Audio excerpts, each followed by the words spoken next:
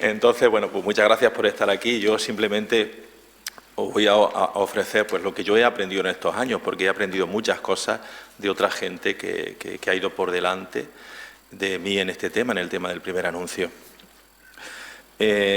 Os digo, lo primero de todo, un poco el esquema que vais a tener, que voy a seguir, que ahora os lo voy a poner ahí para que lo podáis coger también. Creo, y esto es una experiencia que yo he tenido que hacer personalmente, pero creo que esta misma experiencia la ha tenido más gente que yo, o sea que al final son como caminos coincidentes.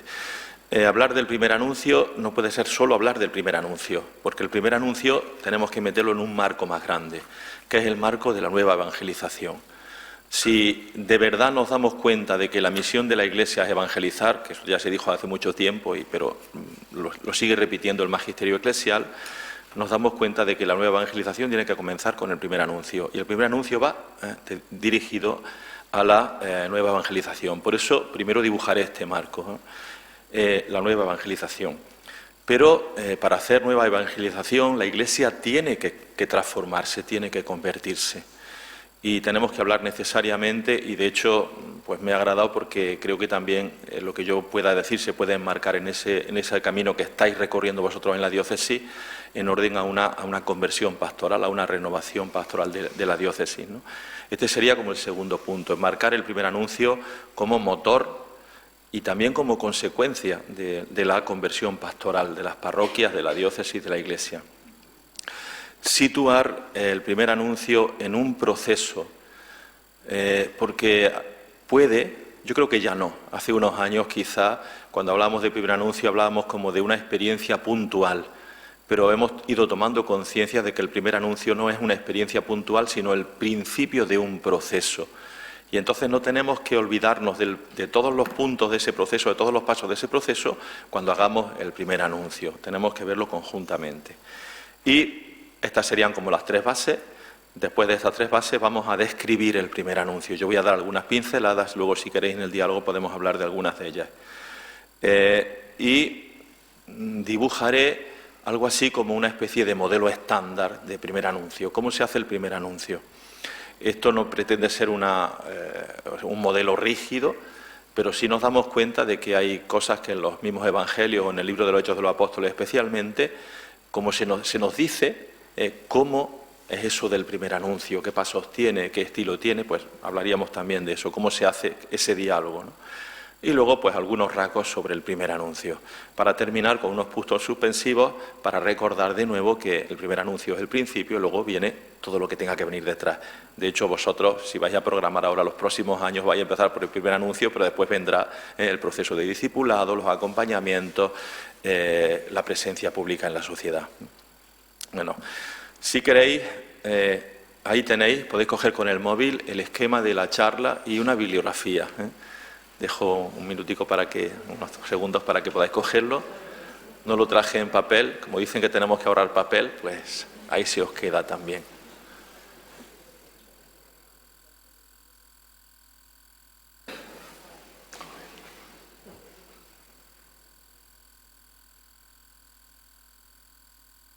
Ay, claro. No, pero algunos sí que tendrán. Qué fallo, así me estoy dando cuenta porque yo antes he intentado llamar por teléfono y no podía. Qué fallo, claro. Bueno, pero más. Lo siento. Tenéis que poner wifi, ¿eh?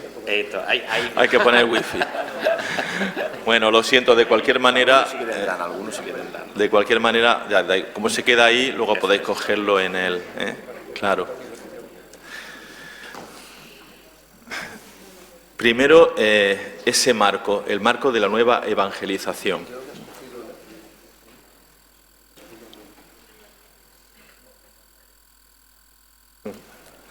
Vale.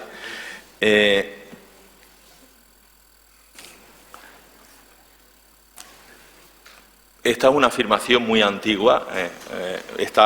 Fue pronunciada en 1975 en Evangelii Nuntiandi. Se dice: nosotros queremos confirmar una vez más que la tarea de la evangelización de todos los hombres constituye la misión esencial de la Iglesia. Evangelizar constituye, en efecto, la dicha y la vocación propia de la Iglesia, su identidad más profunda. Esta afirmación para nada es antigua, sino que al contrario, esa afirmación tan contundente ha recuperado en la actualidad toda su novedad. A ver, algunos de los que estamos aquí somos párrocos y muchos de los que estáis aquí trabajáis en las tareas pastorales y seguramente cuando llega el verano hay que programar el próximo curso y hacéis vuestra programación. Pero fijaos que muchas veces nuestra programación es esta, trasladar los eventos de un año para otro. El año que viene lo que era lunes era ahora martes, pero básicamente hacemos esto. Es decir, estamos acostumbrados a programar el qué, el cómo, el con quiénes y el cuándo, pero muchas veces se nos olvida el para qué o el qué. Es decir, ¿para qué existe la Iglesia? ¿Para qué existe la diócesis? ¿Cuál es el fundamento? ¿Cuál es el propósito grande de la Iglesia? Bueno, pues es evangelizar. Y recordar también que el evangelizar no es solamente una cuestión de programa, es una cuestión de caridad. Es que Dios ama al hombre y la Iglesia tiene que amar a los hombres. Aunque algunas veces tenemos una actitud extraña de animadversión hacia el mundo. Pero el Señor lo que nos pide es que amemos al mundo, que amemos a los hombres y mujeres de nuestra época. Y la mejor manera de mostrar el amor es darles el regalo del Evangelio, porque en todo hombre y en toda mujer está la sed del Señor, aunque no lo conozcan. Así que evangelizar es un acto de caridad, es un acto de amor profundo por las personas. Entonces la Iglesia existe para evangelizar es cuestión de caridad y evangelizar es un mandato irrenunciable. Ahora estamos en el tiempo de Cuaresma, ¿verdad? Y seguramente en las parroquias ya se están celebrando las celebraciones penitenciales comunitarias de la Cuaresma y mucha gente viene a confesar. Yo digo, en el Evangelio hay 3 mandatos explícitos del Señor. El primero es que, acordaos, el del amor. Amaos unos a otros como yo os he amado. Y ahora cuando vamos a confesarnos en la Cuaresma, seguro que todos vosotros, si sois buenos, si sois buena gente, que se supone que sí, diréis al sacerdote con el que decís vuestros pecados, pues yo me confieso de que no he amado a tal persona, de que he guardado rencor a tal persona. Esto lo tenemos clarísimo, ¿que sí? ¿Sí o no? Decidme. Sí, tenemos clarísimo que este mandato es un mandato del Señor al que no podemos renunciar. Luego hay otro mandato, que es el mandato el memorial de la cena. Haced esto en conmemoración mía, es otro imperativo, ¿no? Y también cuando vamos a confesarnos decimos, he faltado a misa el domingo. Esto la gente lo tiene metido en la cabeza. Sin embargo, hay otro tercer mandato, también otro imperativo, que aparece en el Evangelio, al final de los Evangelios. Id al mundo entero y anunciad el Evangelio. ¿Quién de vosotros cuando va a confesarse dice, me confieso de que no he evangelizado? Se nos ha olvidado el tercer mandato. Pero es un mandato del Señor igual que los otros, está a la misma altura, está con el verbo en imperativo. Pues tendríamos que recordar que la misión de evangelizar corresponde a un mandato último de Jesús. Y tenemos que evangelizar, pues no por una razón sociológica ni por una razón de marketing, como ya tenemos nada más que mucha gente mayor y no hay jóvenes, pues entonces tenemos que aprender a vender nuestro producto para que nuestro producto, vale, si luego tenemos que hacer marketing religioso lo haremos, pero la razón fundamental no es esta, es una razón profunda teológica, que nosotros, nuestra tarea fundamental, lo dice el Papa, somos discípulos misioneros, y no se puede ser discípulo si no se hacen discípulos. Yo, Juan Ignacio, soy discípulo de verdad del Señor cuando consigo que otras personas también sean discípulos del Señor. Va implícito. Seguir al Señor significa invitar a otros a seguirlo. Y esta es una razón profundamente teológica, aunque luego vengan otras razones, ¿no? Que nos falta gente, que estamos mayores, que los curas no llegamos, todo eso está muy bien. Pero la fundamental no son ninguna de esas, sino esta. Así que hay una razón profunda teológica, evangélica, del mandato de Jesús y de caridad para que nosotros nos metamos en la evangelización. Y para evangelizar tenemos que comenzar por la proclamación del querigma, por lo que nosotros llamamos primer anuncio, pero que en la Sagrada Escritura nunca se llama primer anuncio, se llama anuncio, el querigma, porque claro, es que nunca se había hecho antes, ¿eh? Era la primera vez que se hacía el anuncio de que el crucificado es el resucitado, y este crucificado resucitado pues ya tiene capacidad, es capaz de cambiar nuestras vidas, ¿eh? De trocar pues todo nuestro sufrimiento en gozo y de nuestra debilidad sacar fortaleza. Esto no se había hecho nunca, se hizo después de la resurrección del Señor y no se le llamaba primero, pero para nosotros lo llamamos primero o segundo, esto es más complicado, pero bueno, podemos hablar después de esto. Pero este anuncio es el motor de esa evangelización que irremediablemente forma parte de nuestro ADN, del ADN de la Iglesia. Estamos llamados a hacer que el Señor sea conocido y sea experimentada la salvación por parte de los hombres. Así que metamos el primer anuncio ahí, en este marco general de que estamos llamados a anunciar el Evangelio. Claro, el Evangelio es anunciado cuando eso exige para nosotros una conversión pastoral. Muy brevemente, de esto se puede hablar en otra ocasión, pero de hecho ya estáis dando pasos en la diócesis, ¿no? Queremos transformar nuestra Iglesia.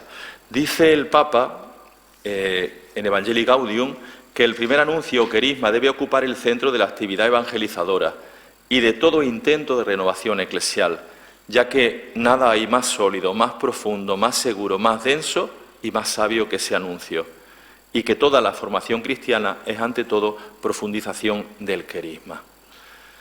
Si de verdad queremos evangelizar, nuestra Iglesia se tiene que transformar, y para transformarla tenemos que comenzar por aquí. A ver, yo lo digo así como de forma, no sé, pues soy bruto algunas veces para decir las cosas, me lo perdonáis. Yo digo, mira, en la Iglesia, la parroquia, que es el ámbito en el que la mayoría de nosotros vivimos, y ahí pues valdría que luego leyéramos, que recordáramos el documento sobre la conversión pastoral de la parroquia que salió en julio de 2020. La parroquia y la Iglesia tiene que ser una fábrica de cristianos. Me lo permitís que lo diga así. Mi obispo luego me corrige y dice una fábrica de santos. Y yo le digo, vale, pero es que ser cristiano y ser santo es lo mismo, claro. Porque el libro de los Hechos de los Apóstoles, las cartas de Pablo, habla de los santos cuando se refiere a los cristianos. Es una fábrica de cristianos. Pero nosotros no estamos fabricando cristianos. Se nos ha olvidado, porque históricamente los cristianos estaban hechos. Yo nací en el seno de una familia cristiana, de un pueblo cristiano, vivía muy poquito de la parroquia y se daba por supuesto que uno nacía cristiano. Y por lo tanto nos hemos dedicado a acompañar cristianos, a hacer reuniones con cristianos, pero no a hacer nuevos discípulos. Por lo tanto, tenemos que hacer una conversión de nuestras estructuras eclesiales y de nuestras cabezas. Es decir, la conversión pastoral vendrá después, primero viene la conversión personal. Tenemos que cambiar nuestra cabeza, nuestra mentalidad, para darnos cuenta de que nuestra tarea fundamental es hacer venir a la gente a la fe y luego, cuando han venido a la fe, cuando han tenido experiencia de encuentro con Jesús, pues acompañarlos para que ese encuentro vaya profundizando y transforme la vida de las personas. Para poder hacer eso, para poder hacer esa conversión, primero personal y luego después de las estructuras eclesiales, pastoral, pues necesitamos el primer anuncio. Y no basta un cambio de lenguaje, es necesario como un cambio de mentalidad. Fijaos que uno puede pensar, cuando hay una comunidad cristiana, la comunidad cristiana hace primer anuncio y luego ya genera nuevos cristianos. Y es verdad, la comunidad cristiana es generadora de primer anuncio, pero también es al revés. El primer anuncio es generador de comunidad cristiana. Cuando se anuncia el Evangelio, la comunidad cristiana se regenera, se hace nueva. Después diré, el primer anuncio, a los primeros a los que tenemos que hacerlo es a los que estamos dentro, porque tenemos una estructura creada por la que nos movemos, pero que no nos sirve para hacer lo que tenemos que hacer. Así que no nos basta cambiar de lenguaje, sino que tenemos que cambiar de mentalidad. Y aquí tenemos que hacer una conversión personal. Supongo yo que en este proceso que vais a hacer o que estáis haciendo ya, que estáis iniciando, entrarán los dos temas. Es decir, ¿qué tengo yo que cambiar personalmente para que sea posible el cambio en mi parroquia, en mi diócesis, en el arciprestazgo, en el ámbito en el que vivo la fe. Fijaos, la experiencia que yo he podido descubrir, tanto a nivel parroquial como a nivel de conferencia episcopal, es esta, que hay parroquias que empezaron haciendo una experiencia de primer anuncio. Es verdad que esto ya, en el curso de 2-3 años, ha cambiado muchísimo la Iglesia española, ¿eh? Supongo que aquí pasará igual. Hay algunas parroquias que comienzan haciendo una experiencia de primer anuncio, con un método, ¿eh? Cogieron Alfa, cogieron un cursillo de cristiandad, renovaron y dijeron, tenemos que empezar por aquí. Pero cuando se genera una experiencia de primer anuncio, es decir, cuando hay personas a las que se les posibilita el encuentro con el Señor, porque el primer anuncio es siempre un primer anuncio, pero también una primera respuesta al Señor. Cuando hay personas a las que se posibilita que se encuentren personalmente con el Señor, pues resulta que inmediatamente surge la necesidad de acompañamiento. Porque esta gente dice, ¿y ahora qué? Y entonces las parroquias tenemos que inventar, ¿y qué hacemos con esta gente? Y ahí sí no lo hacemos, porque entonces les desgraciamos la vida. Yo con algunas personas he hablado, que me decían, es que me han abierto esta ansia, me han avivado esta llama, ¿y ahora qué hago con ella? Entonces hemos ido descubriendo que después de generar la experiencia de encuentro con Jesús, tenemos que generar también espacios de acompañamiento con esas personas. Claro, eso supone crear procesos. Y nosotros que estamos acostumbrados a tener parroquias de eventos, de acontecimientos, de reuniones, nos juntamos tal grupo para hacer tal cosa, nos damos cuenta de que tenemos que hacer una transformación en las parroquias para crear procesos personales, que son personales, pero que también se viven comunitariamente. Y ahora sí, cuando somos capaces de posibilitar esto, entonces hay cristianos, hay convertidos que tienen una presencia significativa en la sociedad. Esto es una experiencia que está ocurriendo, y esa experiencia nos está diciendo cómo tenemos que recorrer este camino. O sea, nos está dando pautas, con 1000 dificultades, pero esta experiencia está ocurriendo. Supongo yo que muchos de los que estáis aquí en vuestras parroquias habéis vivido esto. Pues tenemos que aprovecharnos de esto y entonces, por lo tanto, rescatar, porque en realidad estos son fragmentos de un proceso de evangelización que no lo hemos inventado nosotros, que lo estamos recordando, lo hemos recibido de la tradición cristiana. Este es el proceso de la evangelización. ¿Qué ocurre? Que hay, pues imaginaos, vámonos a los primeros siglos, al tiempo del catecumenado, porque de alguna manera bebemos de allí, aunque esto es trasladable también ahora, lo estamos trasladando de hecho. Pues hay una mujer, pues resulta que es creyente. ¿Cómo es tu nombre? Sí, Basi. Basi trabaja en una pescadería. Vamos a traerlo para acá, trabaja en una oficina. Da igual, porque lo ponemos en el mundo antiguo, pero lo ponemos hoy. Trabaja en una oficina. Basi es creyente. Está viviendo su fe en una comunidad cristiana viva. Y ella, a mí me gustó muchísimo porque hace unas semanas tuvimos en un encuentro y nos dieron testimonio algunas personas jóvenes convertidas. Y uno decía, yo es que no hago nada. Lo que hago es no esconderme, decía el muchacho.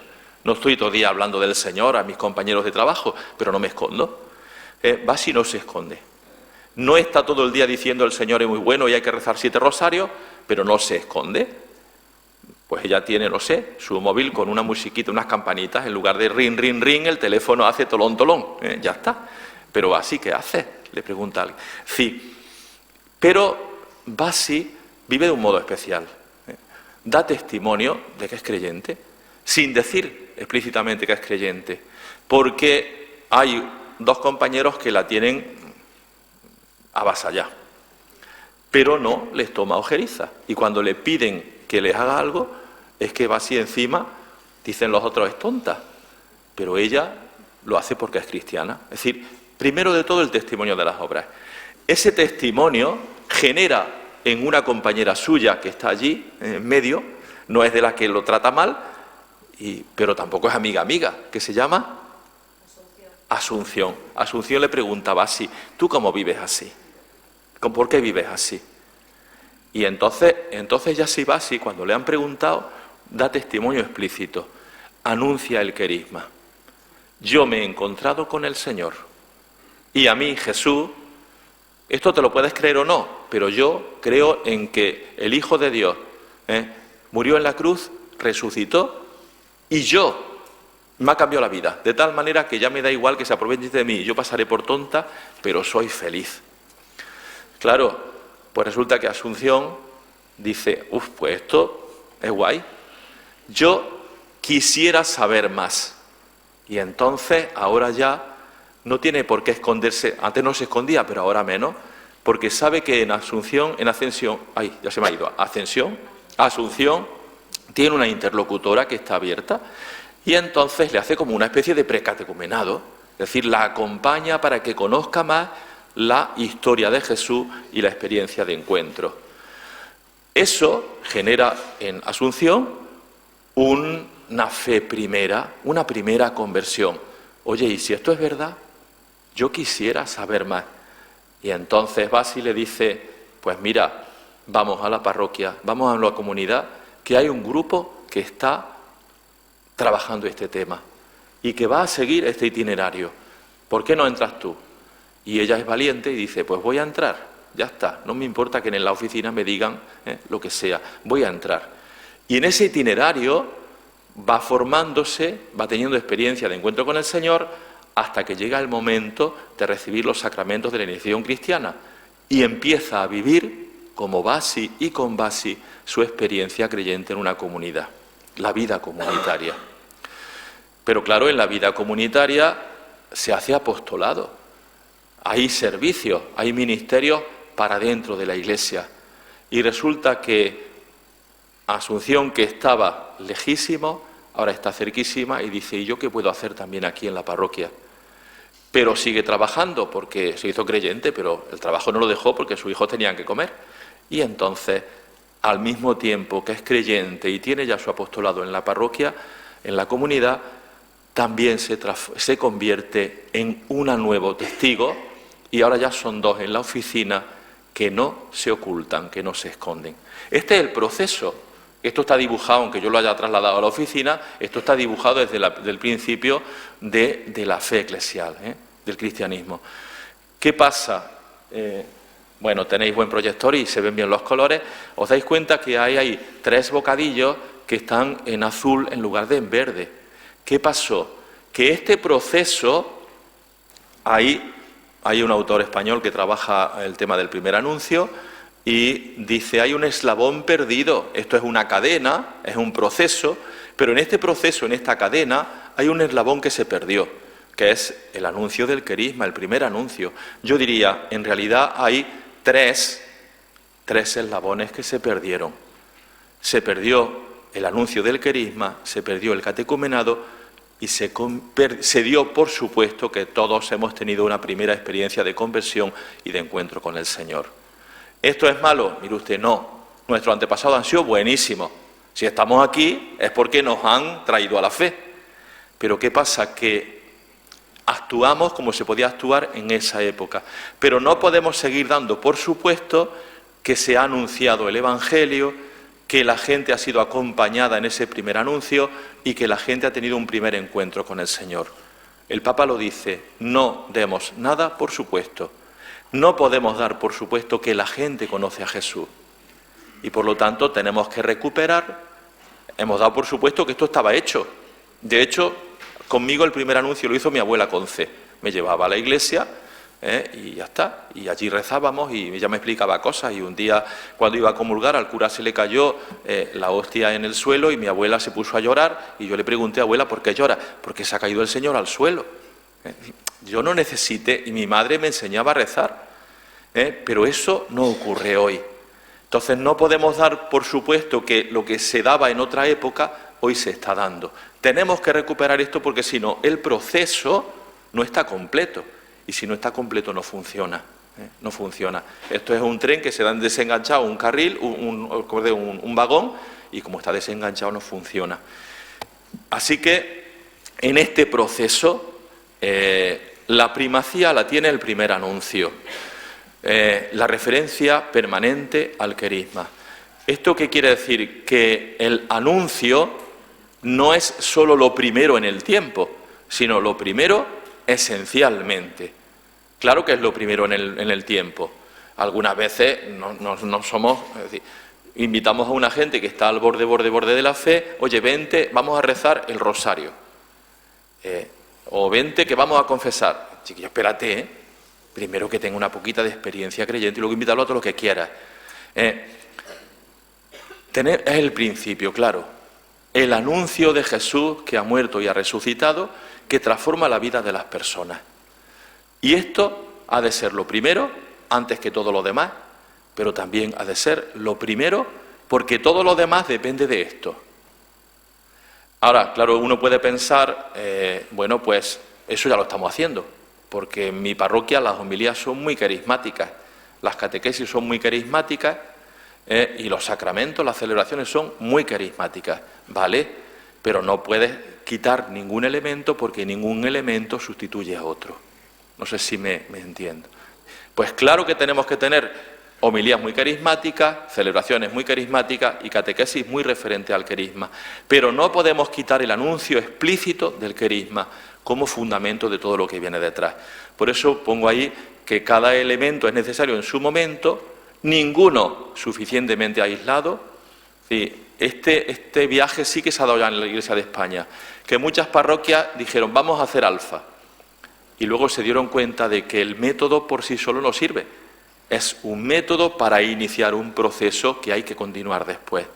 Entonces, cada elemento tiene su momento el querigma, su momento la catequesis, su momento la iniciación cristiana, su momento el apostolado, pero ninguno puede sustituir a otro y ninguno tiene valor solo.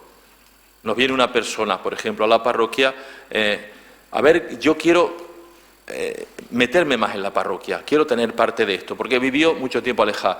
Y como estamos necesitados de gente para Cáritas, o estamos necesitados de gente para catequesis, ¡pum!, allí vamos corriendo y la metemos. Chiquillo, espérate, que tenga una poquita experiencia primera de encuentro con el Señor, porque si no, se puede quemar. La mandas a trabajar sin tener todavía experiencia de encuentro con Jesús. Acompáñala en esa experiencia de encuentro. Y luego hará lo que tenga que hacer en la comunidad cristiana, pero con fundamento para que no se queme. ¿Vale? No podemos intercambiar estos elementos, tenemos que recuperarlos. Y luego al final he puesto ahí primer anuncio y segundo anuncio, porque no todos estamos, hay un autor también italiano, Enzo Bianchi, que habla del segundo anuncio, como diciendo, bueno, es que algunas veces los que recibimos el primer anuncio ya lo hemos recibido antes, pero se nos ha olvidado. Es decir, bueno, podríamos hablar del primero, del segundo, del tercero y del cuarto. Es decir, ahora hablamos de eso. Cómo estamos a distintos niveles. Y aquí, igual que hacía Jesús, igual que hicieron los apóstoles, en el libro de Hechos de los Apóstoles, por ejemplo, aparece esto reflejado, pues tenemos que también saber adaptar el anuncio al interlocutor que tenemos delante. Porque aunque esto se haga de forma grupal, de forma comunitaria, se hace siempre de forma personal. El encuentro de Jesús con Zaqueo, del que os habla vuestro obispo, es el encuentro de Jesús con Zaqueo, que no es igual que el encuentro de Jesús con la samaritana, y que no es igual que el encuentro de Jesús con los discípulos de Emaús. Es absolutamente personalizado. Los espacios comunitarios propician un encuentro personal. Y bueno, pues algunos van a estar, que no saben nada del Señor, y otros que saben muchísimo o que se piensan que saben mucho, pero luego dicen, madre, pero ¿cómo me perdió esto tantos años? ¿Cómo he estado siendo cristiana tantos años sin sentir de verdad el perdón del Señor como lo estoy sintiendo ahora? Entonces aquí tenemos muchísimos niveles y tenemos que saber adaptarnos. Vale, desde aquí vamos a describir el primer anuncio. Los contenidos. ¿Cuáles son los contenidos del primer anuncio? Cuando hacemos primer anuncio, ¿qué es lo que transmitimos? Transmitimos lo nuclear de nuestra fe. ¿Y qué es lo nuclear de nuestra fe? Mira, hay un Dios que te ama con locura, hasta el punto de dar la vida por ti. Algunas veces hay alguna abuela que ha venido a decirme, mi nieto está con cáncer. Yo le pido al Señor que me mande el cáncer a mí y se lo quite a mi nieto. Es decir, que yo me ponga, que yo dé la vida en favor de mi nieto. No podemos hacerlo, pero Dios sí pudo. Y entonces, mira, te transmito mi experiencia, que es que hay un Dios que te quiere con locura y que para que tú no te murieras se murió Él. Para que tú no fueras condenado se condenó Él. Y esto, si te lo crees, si lo experimentas en tu vida, cambia tu vida entera. Pero no confundamos esto con la acción catequética, porque muchas veces viene la gente y empezamos a darle formación. Pongo un ejemplo, a lo mejor eso no es muy exagerado, pero mira, el Señor dice en el Evangelio que los discípulos, es decir, los que ya lo estamos siguiendo, que tenemos que perdonar a los enemigos, y abrazar a los que nos persiguen y rezar por los que no nos quieren bien. Eso es una barbaridad. Claro, humanamente a mí no me nace querer a quien me ha hecho daño. Si le han hecho daño a tu hijo, lo que te sale del corazón es coger a la persona que le hizo daño a tu hijo y retorcerle el pescuezo como un pollo, ¿no? ¿No es eso lo que te nace? Claro. Antes hay que tener experiencia de sentirse amado y perdonado.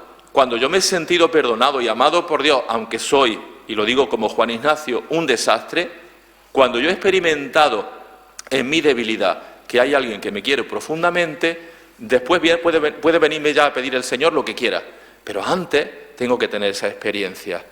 Por lo tanto, no es la acción catequética. La acción catequética viene después, cuando yo he tenido la experiencia de encuentro con el Señor. ¿Por qué nuestras catequesis, seguro que los que estáis aquí, muchos también sois catequistas, ¿no? ¿Por qué nuestras catequesis algunas veces sentimos que son tan improductivas, que luego no lo son, porque los caminos del Señor no son los nuestros, dice también la Sagrada Escritura? ¿Pero por qué sentimos? Pues porque le estamos enseñando hasta los chiquillos dicen, ¿a qué vas a la catequesis? A aprender cosas del Señor. Vamos a aprender como en la escuela, no vamos a encontrarnos con el Señor. Primero, lo nuclear de la fe. Y luego vendrá todo lo demás. Ese es el contenido. Así que, poquitas cosas, Claro, si a una persona que está empezando a encontrarse con Jesús lo atiborramos de datos y de exigencias, sobre todo si metemos muchas exigencias morales que no entiende, como la del perdón a los enemigos, porque no son razonables, pues claro, lo perdemos. Lo nuclear de la fe es el contenido. ¿Cuál es el objetivo? Lo acabo de decir. El objetivo es el encuentro. Lo que queremos es que esta persona se encuentre con Jesús, que es una persona que está viva, que la ama, y de alguna manera ayudarle a que le responda que sí al Señor, porque esto da vértigo. Claro, es que Asunción, cuando su amiga le dijo, es que esto es, ella dice, madre mía, si es que vivió mucho tiempo lejos del Señor y encima me ha tratado muy mal, porque es que se murió mi madre muy joven y yo me enfadé muchísimo con el Señor. Hasta que ahora se da cuenta de que el Señor es capaz de transformar el dolor en fortaleza, pues eso exige un camino. Bueno, pues el primer anuncio tiene que posibilitar que esta persona se encuentre con el Señor y haga una primera adhesión. Me fío de ti. Oye, uno tiene que llegar a decir, no me fiaba mucho de ti, me parecía que no eras de fiar, pero ahora me fío. He decidido fiarme.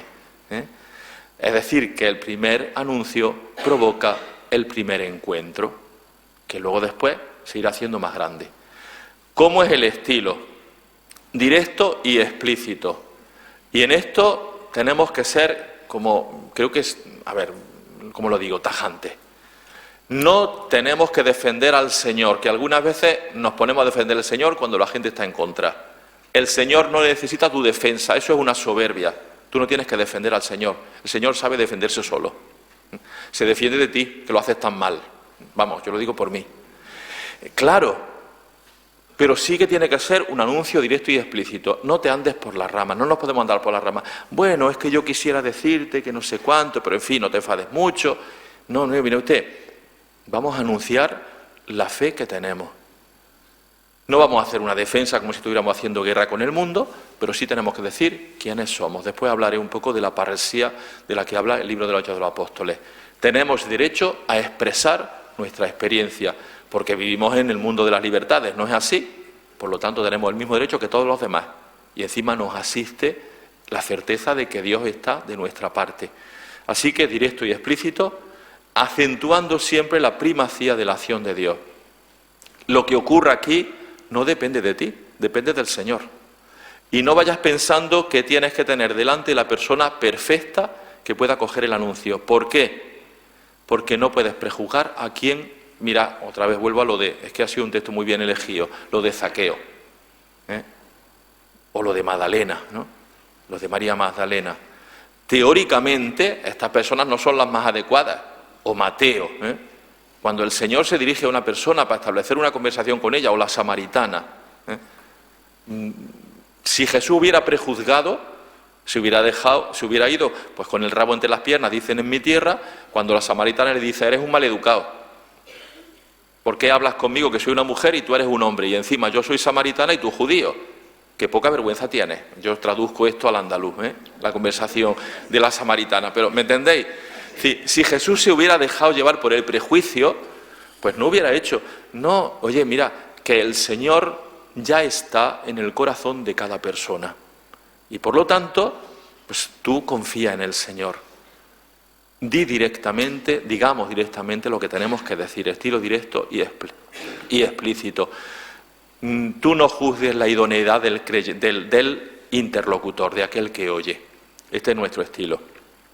La eficacia. Esto se nos olvida, porque estamos acostumbrados a hacer nuestros planes pastorales. ¿Y nuestros planes pastorales cómo lo hacemos? Pues nos juntamos, la fuerza viva de la parroquia, o a nivel diocesano, la fuerza viva de la diócesis. Fijaos, y no contamos, perdonadme que lo diga si yo sé que soy bruto, no contamos con el Espíritu de Dios. Yo creo que si contáramos más con el Espíritu de Dios, algunas veces iríamos a la reunión con un plan, con una planificación, y saldríamos con la planificación rota porque descubriríamos que el Señor no quiere que vayamos por ahí. Pero que yo sepa, casi nunca salimos de la reunión con la planificación. Bueno, unas ciertas modificaciones sí, porque siempre hay alguien que dice, saliéndose del plato, esto no es así. Pero, bueno, esto es una broma, pero entendedme, que el Espíritu de Dios, es que claro, podemos tener ahí como dos falsas modestias. No, es que yo, Juan Ignacio, yo no soy capaz, no soy digno de hacer esto. Mira, déjate, que el Espíritu de Dios está dentro de ti para que tú anuncies el Evangelio, que no eres tú el que lo hace. Que tú eres una herramienta inservible e inútil. Alguna vez dice la gente, yo esto no voy a saber hacerlo, es que yo creo que no sé, que soy inútil. Y yo digo, pues claro que eres inútil, claro, pero es que no depende de tu utilidad, depende de que Dios con su Espíritu está dentro de ti, y Jesús dice, pondrá el Espíritu las palabras justas en tu boca para que puedas hacer lo que tienes que hacer. Pero no solo eso, es que en el corazón de la otra persona, que no conoce todavía a Jesús, o que conociéndolo se alejó de Él, también está el Espíritu. Y este Espíritu que vive aquí, que me hace hablar, vive allí y hace escuchar. Creamos en esa primacía del Espíritu. Y esto, pues claro, tenemos que aceptarlo, que es así. Se había pasado sin darme cuenta. Es así. Contar con la primacía del Espíritu. Claro, alguien me dirá, bueno, entonces, pues ya está, aunque yo sea... No, hombre, no le ponga obstáculos al Espíritu. Si tú eres coherente, dice también el directorio para la catequesis actual, pues dice, oye, también es cierto que el testimonio de vida del mensajero hace más creíble el mensaje. Oye, si además de yo confiar que es el Espíritu el que habla en mí, el que recibe en la otra persona, soy coherente, es que se lo estoy poniendo más fácil al Espíritu. Para mí el halago llevo 36 años de cura, voy a hacer 37. El halago más grande que me han hecho en toda mi vida fue de unos padres agnósticos que una niña que no la habían bautizado quiso bautizarse porque quería ser cristiana, y los padres, que eran súper respetuosos, venían. Y venían a todas las reuniones, además el papá y la mamá. Otros que teóricamente eran creyentes no venían a las reuniones, pero estos dos venían. Y una vez entraron en la sacristía y me dijeron, Juan Ignacio, nos da pudor venir a las reuniones, porque tú sabes que somos agnósticos. Pero es que tú, como te crees tanto lo que dices, para mí fue un halago tremendo, que me dijeran que me lo creía, porque intento creérmelo. Si encima de dejarle al Espíritu que actúe, tú te lo crees con tu vida, demuestras que te lo crees con tu vida, pues miel sobre hojuelas. Pero por delante siempre el Espíritu Santo. ¿Quiénes son los agentes? Oye, todos los bautizados. No es que a mí el párroco no me lo ha dicho, ni puñetera falta que hace que te lo diga. Vamos, no. Esto es un mandato del Señor, lo recibiste en el bautismo. Es que a mí el obispo no me lo ha dicho. Bueno, pues si quieres que haga una circular el obispo para decirle a todos los cristianos de la diócesis, estáis autorizados por mí, además de haber sido ya autorizados por el Señor, para hablar en su nombre. Todos los bautizados. Y creo que aquí los laicos tenéis una tarea fundamental, porque esto se hace a nivel personal, pero se hace también a nivel comunitario. Esto es lo que intento dibujar aquí. Tenemos que potenciar e instaurar el primer anuncio a dos niveles. El primero, a nivel personal. Cada uno de nosotros, en nuestro trabajo, en nuestra familia, con la gente con la que convivimos, cada uno. Y ya os digo, los laicos tenéis que hacerlo porque llegáis a donde no llegamos nosotros. El clero no llega. Los religiosos un poquito más que nosotros algunas veces, pero los laicos llegáis a todos sitios. Y entonces, eso hay que hacerlo. Y no, ya lo digo, no con beligerancia, sino por convencimiento. A ver, algunos de los que estáis aquí, además de haber sido madres o padres, sois ahora abuelas y abuelos, ¿a que sí? Cuando nace tu nieto, en la pandemia, que no sabías utilizar el móvil, no sabías, esto te perdías, yo nada más que para llamar, aprendiste, e incluso alguno de tus nietos te enseñó a utilizar el móvil para ver las fotos que te mandaba.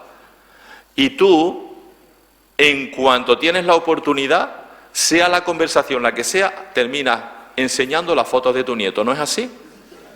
Pues lo mismo. Es decir, si de verdad el Señor es para ti tan importante como tu nieto, ¿cómo puedes no hablar del Señor?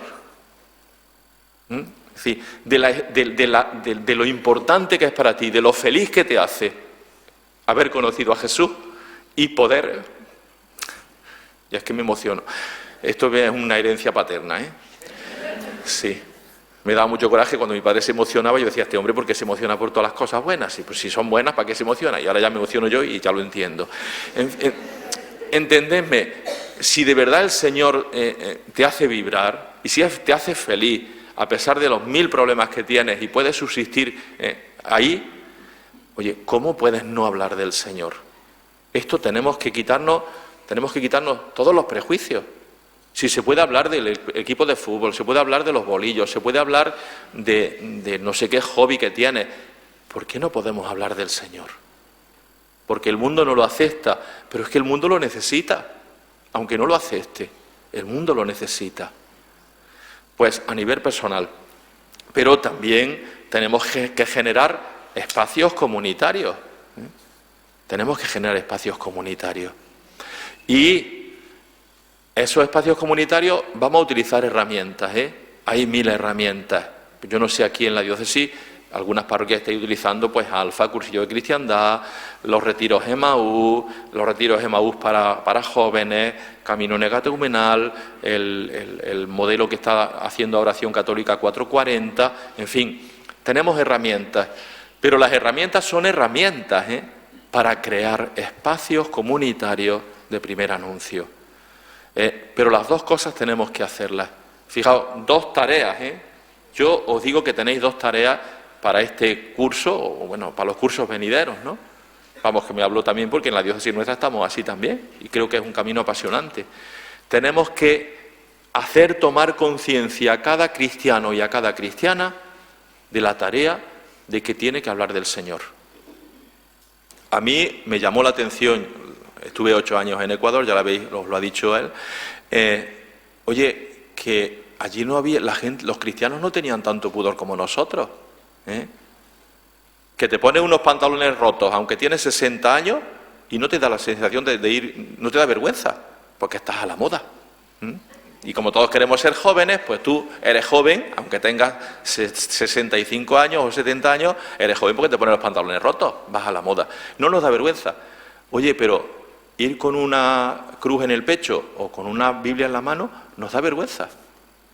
Que te montas en el tren y llevas una Biblia o un libro religioso para leerlo y lo forras con un papel para que no se vea el título. ¿Cómo es esto? Entonces, generar la conciencia en cada cristiano, en cada cristiana, de que se puede hablar del Señor y hay que hablar del Señor. Y luego, pues generar también espacios comunitarios en los que eso se puede hacer. Pero ya os digo, siempre es las dos cosas al mismo tiempo. Es comunitario porque personal y es personal en el seno de la comunidad. Eso es sobre los agentes. La pedagogía es propositivo, no es una obligación. Yo te lo propongo. Esto yo te lo digo, esto te lo anuncio. A mí me va genial. Yo sé que soy un cafre, tengo muchos pecados, me equivoco muchas veces y me dejo cosas sin hacer, soy inconstante, soy incoherente, pero creo que me ves que soy feliz, ¿o no? Oye, te propongo que intentes hacer este camino. Tenemos que tener cuidado porque algunas veces con nuestro celo pastoral queremos que todo el mundo de momento entre y decimos, bueno, pues ahora vamos a ofrecer alfa con todos los papás y mamás de los niños de catequesis y los obligas a ir, te la cargaste. No se puede obligar. Tiene que ser una opción personal. Que la persona vaya madurando. Entonces, proponemos, pero también provocamos. Provocamos el encuentro. ¿Quiénes son los destinatarios? Muy diversos. Esto está dicho en Evangelii Gaudium y en 1000 sitios más. El Papa habla de que, bueno, pues aquellos que están lejos, los que están a media distancia y los que están a distancia corta, los que estamos ya en las parroquias. Es decir, pues hay gente que está en las parroquias, pero que viven su fe de manera rutinaria. Hay gente que se encontraron con el Señor, que tuvieron su vida creyente, pero luego se alejaron y allí están. Y hay otros que nunca escucharon hablar del Señor. Yo creo que aquí, desde Peñaperros para abajo, no sé, nosotros, toda esta zona del sur de España, de alguna manera, pues todavía tenemos algún rescoldo en la mayoría de la gente. Yo no sé aquí cómo esté la cosa, porque tampoco conozco demasiado vuestra diócesis, pero nosotros, por ejemplo, decimos, vale, algo hay. O sea, cuando salen las procesiones por la calle, la gente sabe que aquel hombre que está en la cruz no es un muñeco. Dicen que es Jesús, y la gente cuando pasa, incluso la gente joven, se hacen así. Algo hay. A partir de ahí. Pero hay en otros sitios de España donde hay gente que nunca jamás oyeron hablar del Señor. Yo, cuando estaba en Úbeda, vinieron a arreglar, pusimos aire acondicionado porque una de las parroquias era pequeñita, y se rompió a los 2 meses y tuvieron que venir los técnicos. Y era un técnico de 40 y tantos años y no quería entrar a la iglesia a arreglarlo. Digo, entonces, ¿cómo va a arreglarlo? Dice, es que yo nunca he entrado en una iglesia, yo nunca he entrado, ¿cómo voy a entrar yo ahí? Es decir, que hay gente que nunca escucha hablar del Señor. Pues toda esa galería. Pero creo que, fijaos, el libro de los Hechos de los Apóstoles, es decir, la Iglesia primitiva, nos habla también de esa diversidad, porque quizá nosotros estamos pensando solo aquellos que no conocen al Señor. Y el principio no son aquellos que conocen al Señor, somos nosotros, que pensamos que lo conocemos, pero lo conocemos aquí y no en sentido bíblico. En el sentido bíblico el conocimiento es profundo. Pues el libro de los Hechos de los Apóstoles nos habla como de 3 momentos sucesivos, o si queréis, sí son sucesivos, pero luego también complementarios y contemporáneos. El primer anuncio es el que se hace a los que ya conocían al Señor. Acordaos, yo creo que primerísimo es los discípulos de Emaús. Esos ya conocían al Señor, lo querían, pensábamos que era el liberador de Israel. Confiaron en Él, creyeron en Él, estuvieron con Él, escucharon sus palabras, pero estaban desanimados. Y el primer anuncio a esos discípulos, bueno, Jesús ya lo había hecho antes, cuando 3 veces en los evangelios les dice el Hijo del Hombre va a ser entregado y resucitará, pero no se enteraban. Ahora ya se enteraron cuando experimentaron a Cristo resucitado. Y luego, pues eso, pensad en el grupo de los discípulos y de las discípulas, los discípulos y las mujeres, que tuvieron que escuchar el primer anuncio o de Jesús o de entre ellos mismos. Jesús les dice, a las mujeres se les encarga y a decirle a los discípulos que vayan a Galilea, que allí me van a ver. Entonces, yo creo que eso también nos habla de cómo los que estamos más metidos en la Iglesia, pues también tenemos que hacer esa experiencia, porque algunas veces nos arrutinamos, y entonces tenemos que hacer también esa experiencia de, oye, que aquí está el Señor vivo, y que el Señor está vivo en mi vida concreta. Pero luego nos encontramos con que en las comunidades primitivas, en la comunidad apostólica, se anunciaba el Evangelio a aquellos que estaban, si queréis, a media distancia, a los judíos. ¿Dónde empezaba la predicación? En la sinagoga. Pablo va y habla en la sinagoga, porque había una fe en el Señor, en Dios, aunque no habían descubierto todavía a Jesús el Señor.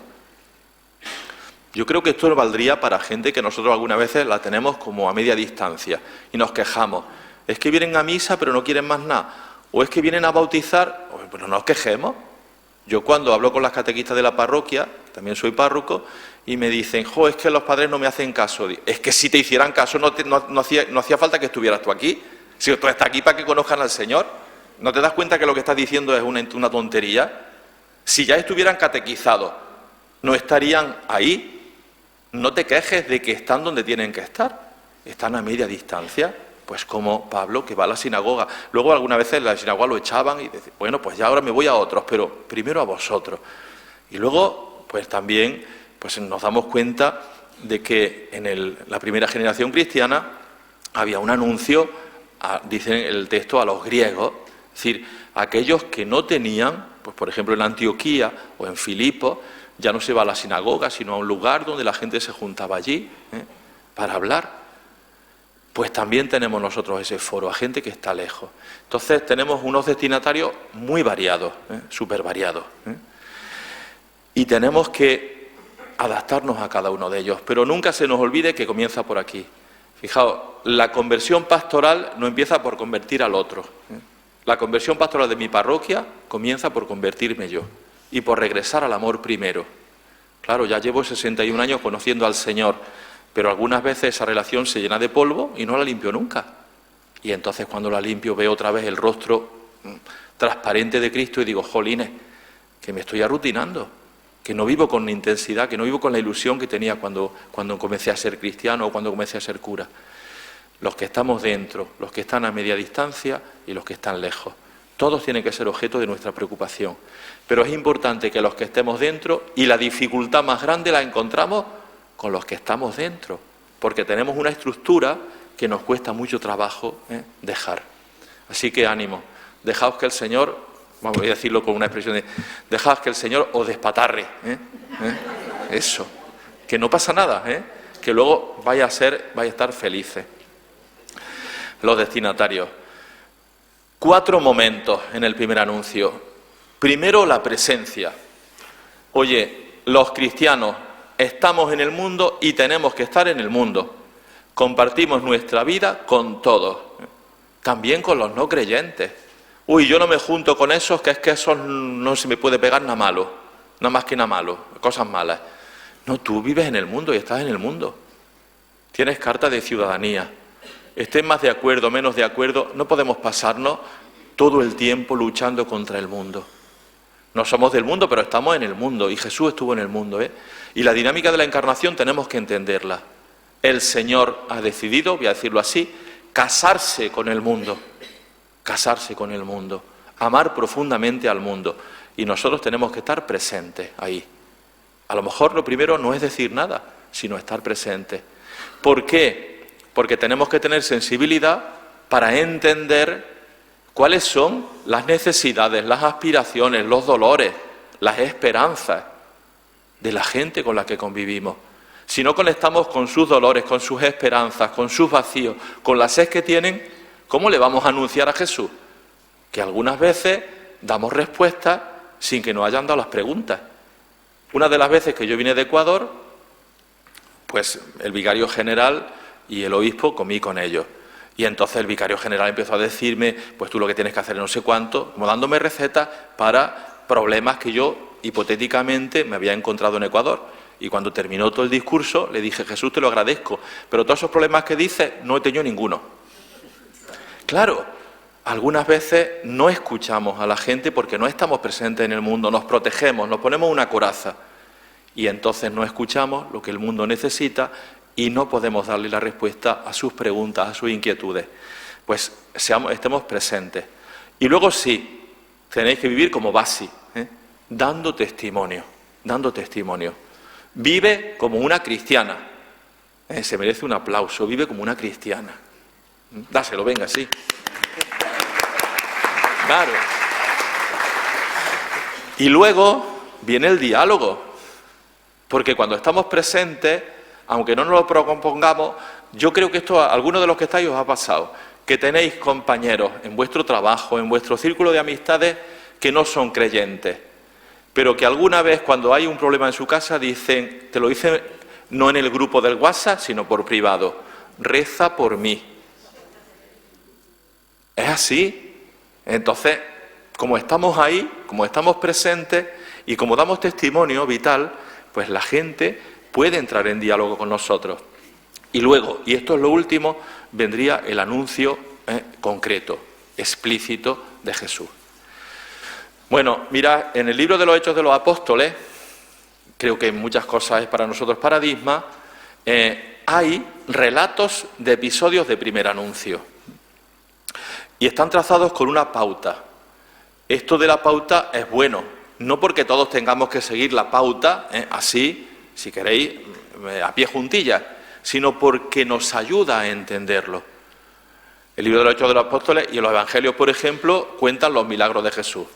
Y el milagro de Jesús, pues fue un acontecimiento histórico, pero cuando el evangelista lo cuenta con un esquema que siempre es igual, para que nos demos cuenta cómo es.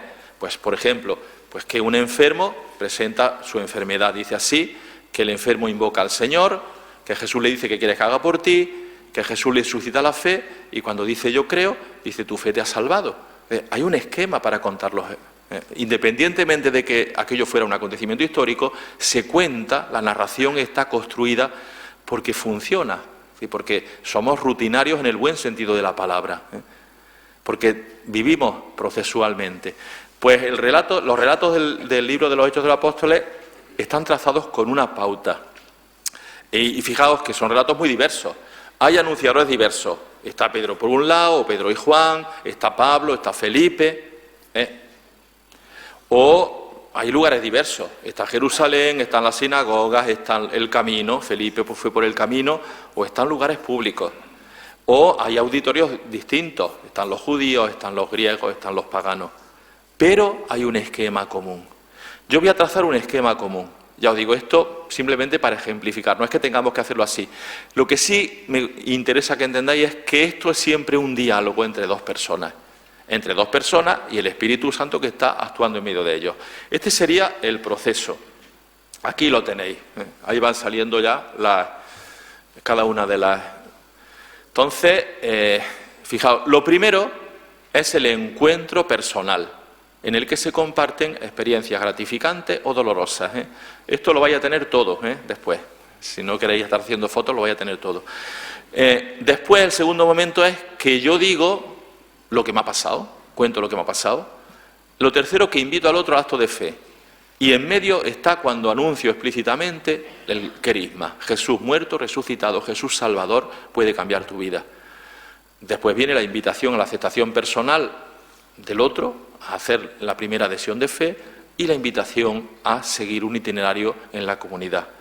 Fijaos, vamos a imaginar que ahí os van a ir saliendo pues un hombre y una mujer. En realidad son dos mujeres. Yo, para que ejemplificarlo, sí sé que es muy simplista, pero nos puede ayudar a entender cómo se hace este diálogo, ¿no? Primero de todo está el encuentro personal, y en ese encuentro personal se comparten experiencias gratificantes. Hoy he tenido una nieta, estoy feliz. O mi hijo ha aprobado las oposiciones, qué bien. O, oye, mi marido le ha funcionado súper bien el tratamiento del cáncer y es que estoy sorprendida.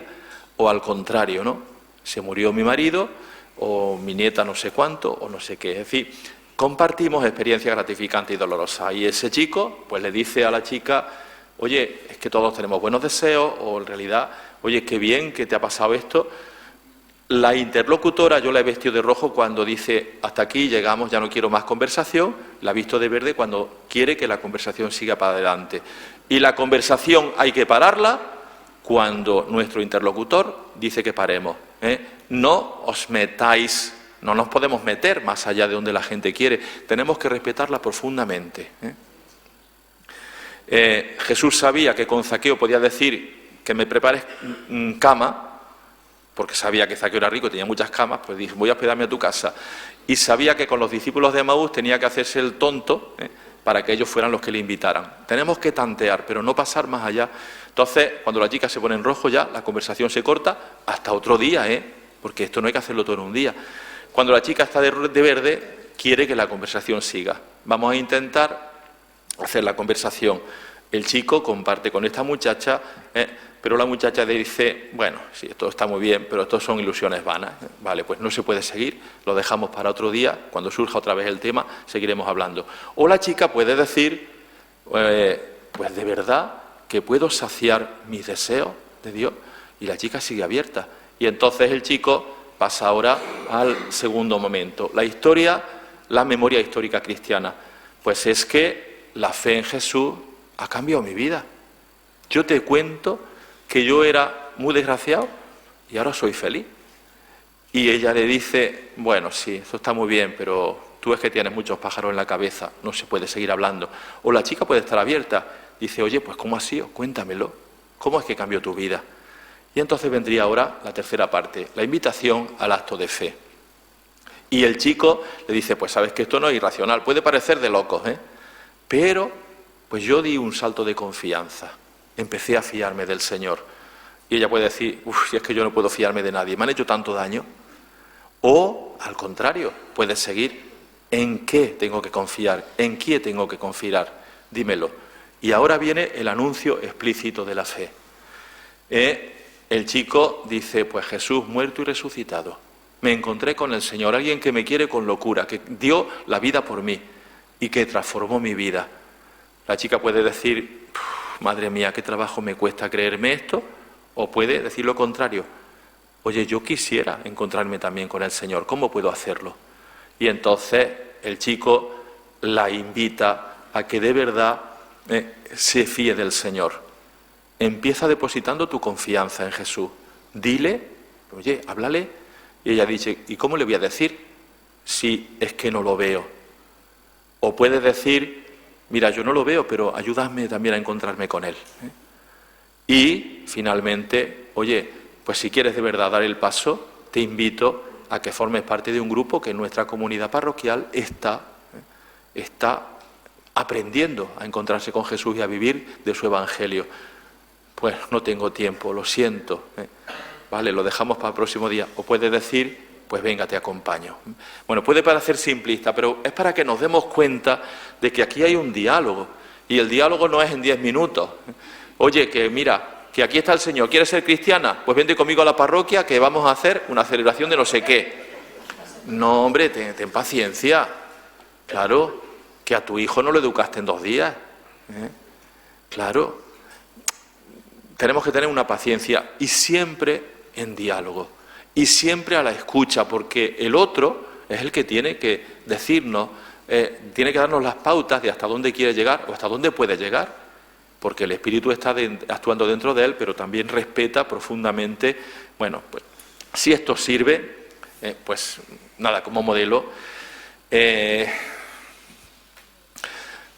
muy cansados? ¿No?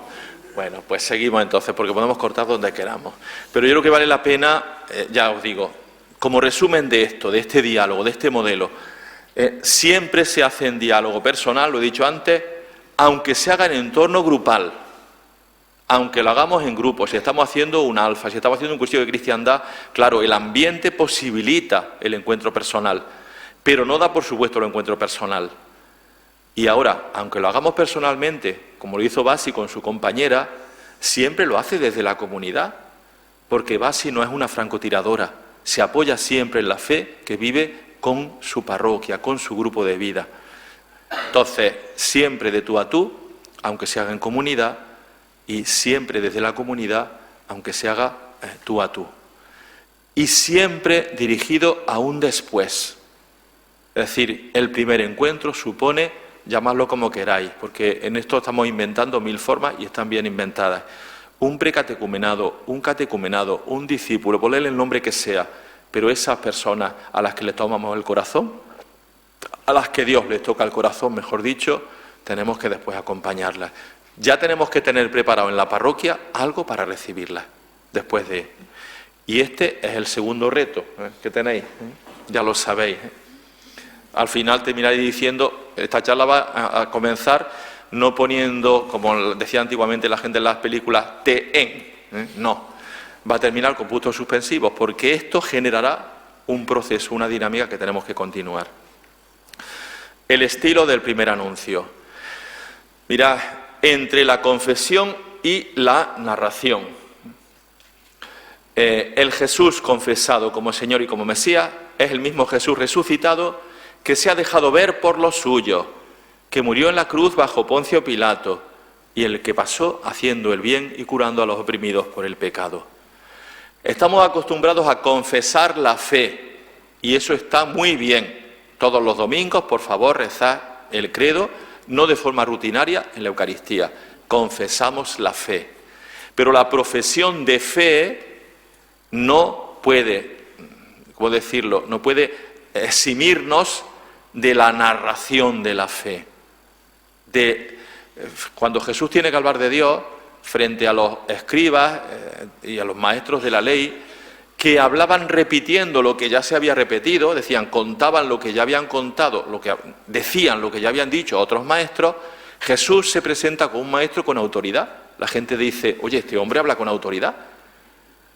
Pero Jesús no repite cosas que se habían repetido.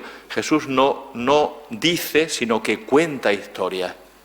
Entonces, el querisma, el primer anuncio, se basa fundamentalmente en contar una historia, la historia de Jesús. Es decir, la confesión de la fe no se puede emancipar de la historia de Jesús. Lo que contamos es un acontecimiento histórico, terreno, que tuvo su existencia de 2000 años y que sigue siendo profundamente, bueno, no sé si histórico, metahistórico, llamadlo como queráis, pero que no es una idea, no es una idea, es un acontecimiento que cambia mi vida. Fijaos, nosotros estamos acostumbrados, por eso de la iglesia de mantenimiento, esta que yo digo, que se trata, que nos dedicamos a acompañar creyentes, lo que hacemos es proclamar el credo de arriba a abajo. Empezamos por el Padre, después seguimos por Jesucristo, Padre Creador, después Jesucristo, Espíritu Santo, con todo lo que seduce de Él, Iglesia, perdón de los pecados, comunión, etcétera, etcétera, y terminamos con el amén.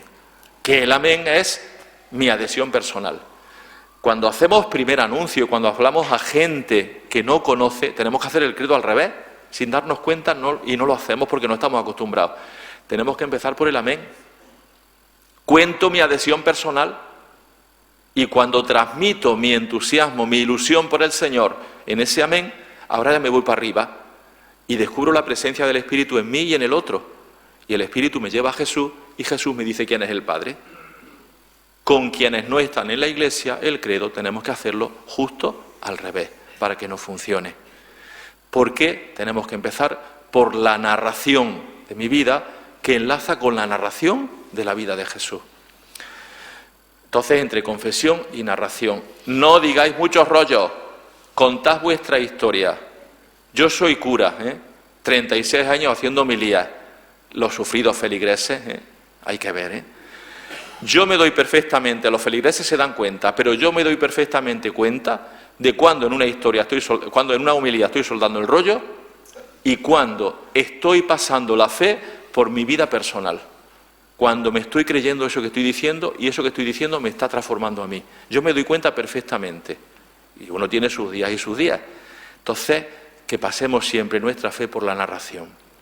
Por mi propia narración y por la otra. Segundo elemento. El primer anuncio se hace en la pobreza, porque Jesús, dice el texto evangélico, llamó a los 12 y los fue enviando de 2 en 2, dándoles autoridad sobre los espíritus inmundos. Les mandó, está puesto ahí en negrita, bueno, en blanquita, les mandó que llevaran para el camino un bastón y nada más, pero ni pan, ni alforja, ni dinero, etcétera, etcétera. Claro, mandó es un imperativo. No es que les dice, bueno, si podéis, vivís un poquito en la pobreza, para que así... No, Jesús no les recomienda, les manda.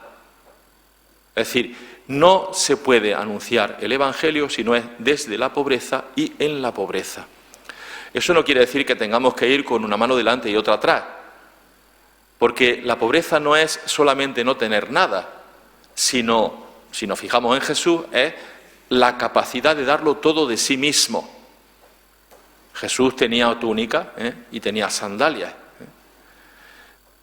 Dice que no tenía dónde reclinar la cabeza, pero bueno, luego sabemos que en Cafarnaúm estaba enchufado porque en la casa de Pedro, que no era la casa de Pedro, sino la de su suegra, allí tenía su casa. Tanto que la tradición cristiana al final le llamó a aquella la casa de Jesús, y no era suya. Era como un doble arrendamiento, La suegra se la tenía arrendada a Pedro y Pedro a Jesús. Quiero decir, entendedme, no entendamos la pobreza como la desposesión de cosas, que también lo será, sino como la desposesión de uno mismo.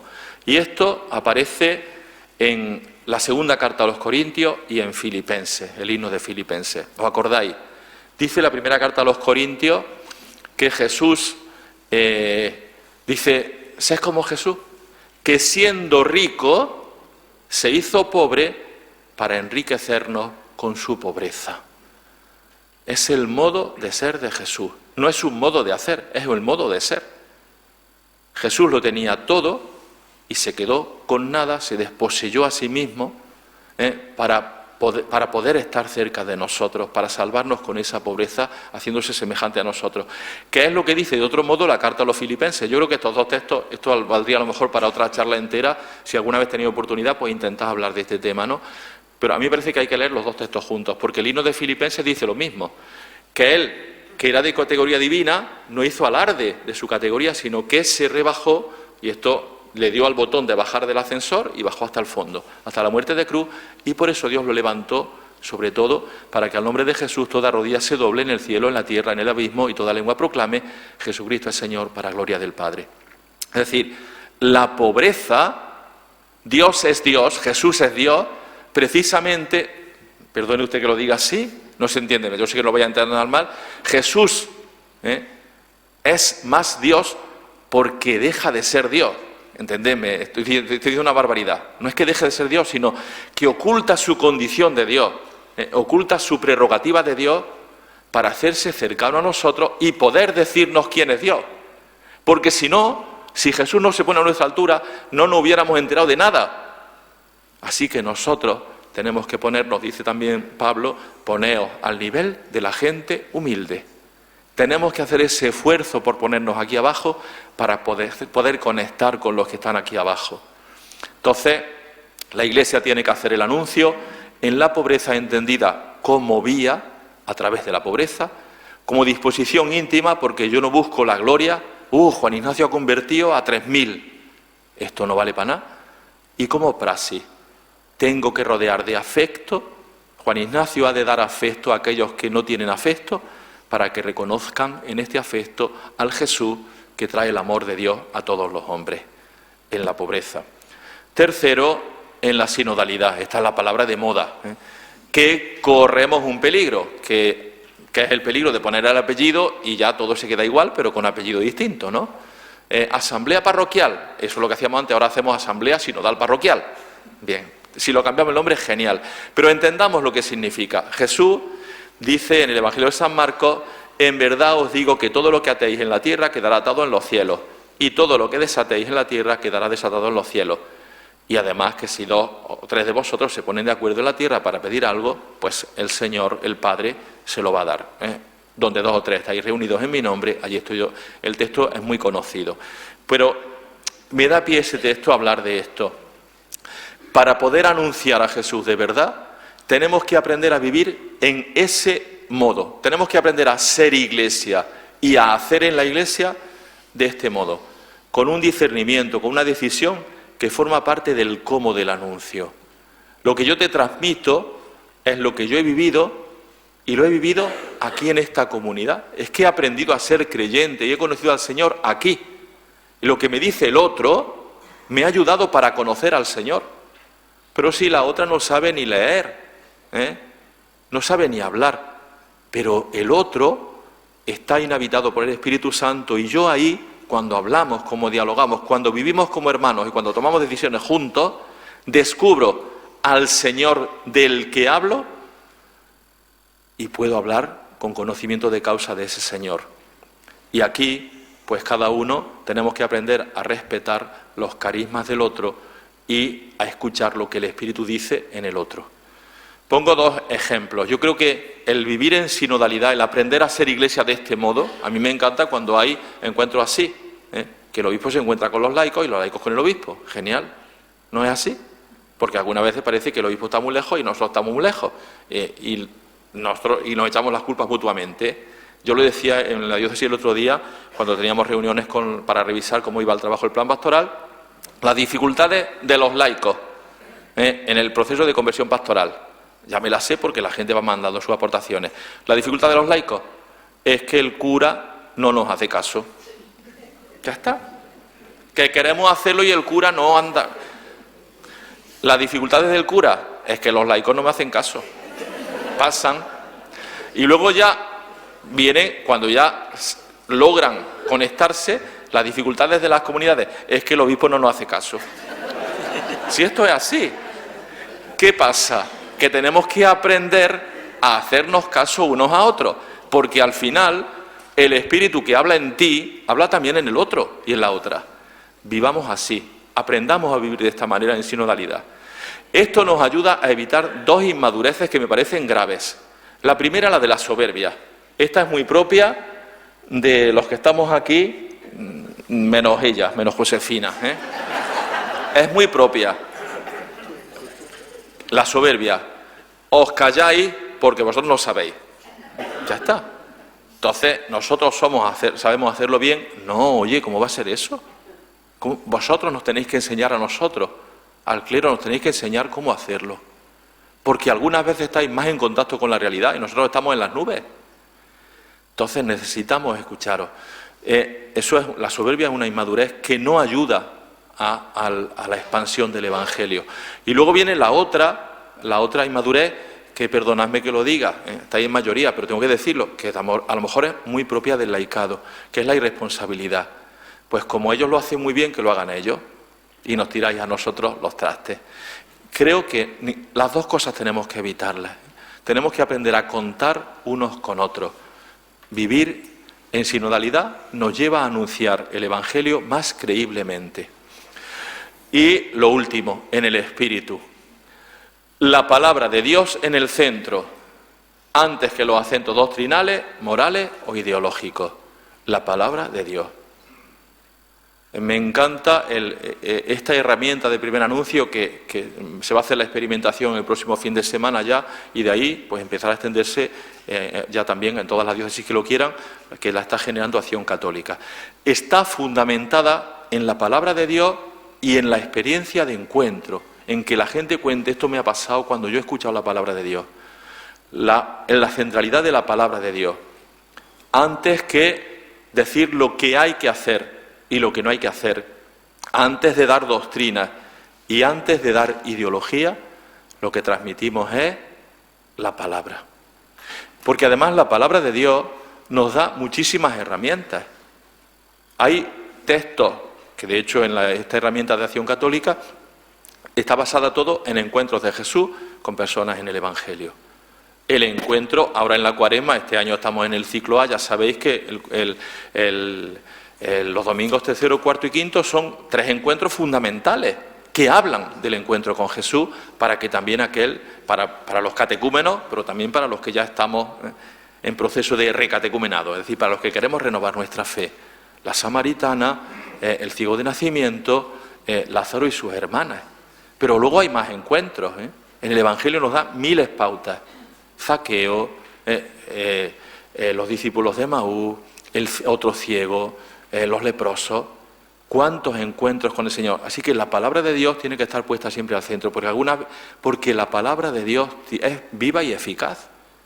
Que no es lo mismo leerles una palabra, y yo respeto al catecismo porque soy también muy vinculado con la catequesis, pero que no es lo mismo la palabra del catecismo que la palabra de Dios. La palabra del catecismo es un eco, tiene que posibilitar que la palabra de Dios haga eco, resuene en el corazón de las personas. La palabra en el centro. Segundo, que tengamos presente que el Espíritu, eso lo he dicho antes, está en ti y está en mí. Está en el que evangeliza y en el que escucha el anuncio. Tercero, evangelizar en el Espíritu o anunciar, hacer primer anuncio en el Espíritu significa anunciar a Jesús completo, no mutilar para agradar. Que esto, yo creo que en otra época ahora me parece que somos un poquito más valientes, pero bueno, para mí Jesús es el Hijo de Dios, pero como yo sé que tú no me lo vas a aceptar, bueno, Jesús es mi amigo del alma, no sé qué. Mira, para ti puede ser tu amigo del alma y yo te lo respeto y me estoy contentísimo de que hayas descubierto que, además de otros líderes que para ti eran, pues Jesús es un líder especial, pero que sepas que para mí es Jesús el Hijo de Dios. Es más que un líder, más que un hombre bueno y más que un transformador de la realidad. Es el Hijo de Dios. Entonces, no mutilar el anuncio, aunque el otro no pueda del todo asimilarlo, porque no puede, porque no sabe. Ya llegará el momento, pero tú no le has mutilado, porque si se lo mutilas, no querrá ir a más. Luego, asumiendo y valorando la historia como kairos. Todos los momentos son momentos oportunos. Y los tiempos de Dios no son los tuyos. Tú no le pongas a Dios tiempo. El encuentro con cualquier persona puede ser un encuentro crucial, aunque no te des cuenta, no pierdas la oportunidad. Os cuento, yo, desde que soy cura, esto no es primer anuncio, pero me vale para hablar de esto, que algunas veces uno no es consciente de cómo el Señor propicia los momentos, y si no los aprovechamos, desde que soy cura, cuando hago un entierro, después de poner el agua bendita sobre el féretro, recordando el bautismo, que nos llamó a morir para resucitar, pues echo el agua bendita y beso el féretro. Me tocó ir a un pueblo a hacer el entierro de un hombre joven que tenía un hijo adolescente. El hijo adolescente vio aquello y el gesto de que yo besara la caja de su padre le llamó la atención. Aquel beso, junto con más cosas, por supuesto, porque yo a aquel muchacho lo conocí aquel día y ya está, y luego después ahora lo conozco mucho y somos muy amigos, pero eso que yo hice con el acompañamiento de otras personas hizo que aquel muchacho fuera cura. Quiere decir, claro, y yo no hice nada de particular, entendedme, que no es que yo me esté echando flores, es que yo hice lo que hacía con todo. Y algunas veces no somos conscientes de que el Señor puede propiciar un kairos, un momento oportuno, en cualquier momento y con cualquier persona. Pues valorar todos los encuentros que tenemos a lo largo del día, a lo largo de la semana, valorarlos. Porque puede ser que el Señor esté queriendo entrar a través de tu presencia, de tus gestos, de tus palabras. Valorar el tiempo por encima del espacio. ¿Qué significa eso? Mira, estamos muy acostumbrados, con esto voy a acabar, la verdad que me he aprovechado porque como el obispo ha hablado poquito, pues yo he podido hablar un poquito más. Espero no cansaros, porque esto tenéis paciencia, voy a tardar más de una hora. Digo, valorar el tiempo. ¿Qué significa esto? Mirad, nuestras parroquias tienen espacios y nuestros espacios son espacios que nos resultan cómodos. Mirad, la parroquia donde yo estoy tiene la iglesia grande, caben más de 500 personas, tiene la capilla pequeña para los días particulares, tiene el patio, tiene una entrada muy grande, un atrio muy grande, y tiene luego el salón de actos y otro salón y las otras salas, en fin, tenemos espacios. Cuando nos juntamos allí, estamos felices, son espacios para nosotros agradables. Claro, volviendo a lo de antes, cuando vino el técnico, para él ese espacio no era agradable. Es como si yo a mi madre, que tiene ahora 89 años, pues yo la llevo a una discoteca. Me dice, ¿yo qué hago aquí con este ruido y a oscuras que no veo nada? Sácame de aquí. Es decir, es que para alguna gente nuestros espacios no son espacios familiares. Y por mucho que digamos, si aquí se está súper bien, ven, es que la gente no se siente bien, tenemos que entenderlo. ¿Qué pasa? Que en lugar de privilegiar nuestros espacios y de organizar cosas en nuestros espacios para nosotros mismos, que algunas veces en la agenda coinciden tres cosas para las mismas personas. En lugar de potenciar nuestros encuentros en nuestros espacios, tenemos que coger tiempo y gastarlo en otros espacios que no son nuestros, en los que nosotros nos sentimos incómodos, pero en los que la gente está. Entonces no podemos decirle a la gente, ven aquí, sino que tenemos que coger nosotros, irnos allí, gastar nuestro tiempo en estar con ellos. Claro, el problema es que no tenemos tiempo. Pues tenemos que aprender a gastar tiempo. Si hay que quitar cosas de nuestros espacios, tenemos que quitarlas para tener tiempo y poder ir a los otros espacios. Y lo último, dice el libro de los Hechos de los Apóstoles, una palabra intraducible, con parresía, con valentía, con convencimiento. Estamos anunciando, primero porque, mire usted, vivimos en la sociedad libre y entonces todos podemos decir lo que pensamos. Y nosotros no tenemos que sentirnos avergonzados ni cortitos de poder expresar nuestra fe. Si podemos decir cada uno lo que experimentamos, lo que sentimos, lo que vivenciamos, los cristianos también. Y no vamos a ir tirando tapias, ni juzgando ni condenando a la gente, pero sí diciendo pues cuál es nuestra fe y cuál es nuestra experiencia vital y cuál es nuestro convencimiento. Creo que esto es importante que lo recuperemos, con valentía, porque tenemos derecho y porque además nos asiste el Señor, que sabemos que lo que estamos diciendo no es una mentira, siempre que sea Él el que llevemos en la boca, que algunas veces lo que ponemos en nuestra boca son nuestras convicciones y no lo que el Señor quiere. Y con esto acabamos.